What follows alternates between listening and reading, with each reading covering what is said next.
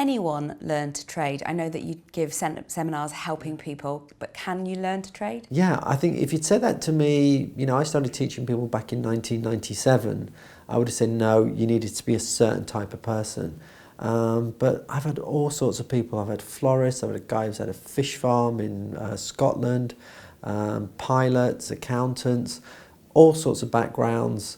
A lot of self-employed people that are already used to business. I can give you some ideas of who I think are more trainable than others. And I think on the whole, I've done better with slightly older students. I know a lot of people think, it's a young person's market. Well, I've actually found the over 40s, if not 50s, over 50s, have been my better students. They've done well, probably a bit more life experience. They're not as shocked or they're not as emotional sometimes as some of the younger guys. They've normally got a bit more money. Because if you're 21, 22 and £2,000 is your whole bank, you trade very nervous. Whereas if you're 50 and you've maybe got 20, £30,000 you can risk, you're a bit more relaxed. So the age group I found can make a difference. In profession-wise, I think we've done better with people that have been self-employed, people that are used to not getting a paycheck every week. A lot of people think, accountants would make good traders. In fact, I've actually found they don't make good traders, because I think some of the people that are too analytical, and people think, if you're analytical, that'd be good for investment. Well, the problem with those guys that are very analytical, they don't actually do anything. They're always analysing and they never sort of actually do anything. So there are certainly some patterns that I can spot and get an idea of where I think somebody will make a good student or a good trader. A little bit older and a bit depending on what their background is. Some traders will visit every website going to get information, they'll read every book and they'll maybe even join discussion forums.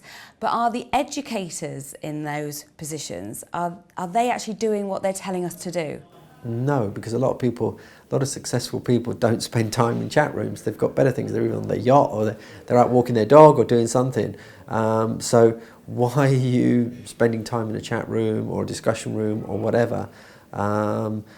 Yes, this business can be a little bit lonely, and that's part of the reason why I do the occasional seminar and come out and do things like this, because you can become a bit of a hermit. But on the whole, no, you don't have to go to every chat room, you don't have to go to every website. You've got to remember, Alex, a lot of websites exist for one reason only, and that's to sell advertising space.